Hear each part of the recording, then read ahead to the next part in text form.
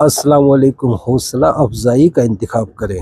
اس دنیا کو مزید تنقید کرنے والوں کی ضرورت نہیں ہے۔ حوصلہ افزائی ایک ایسا عمل ہے جس سے حوصلہ دینے والا اور جو حوصلہ لیتا ہے دونوں کے لیے فائدہ مند ہے۔ حوصلہ افزائی سے انسان کے اندر ایک نیا جذبہ، ایک ولولہ پیدا ہو جاتا ہے۔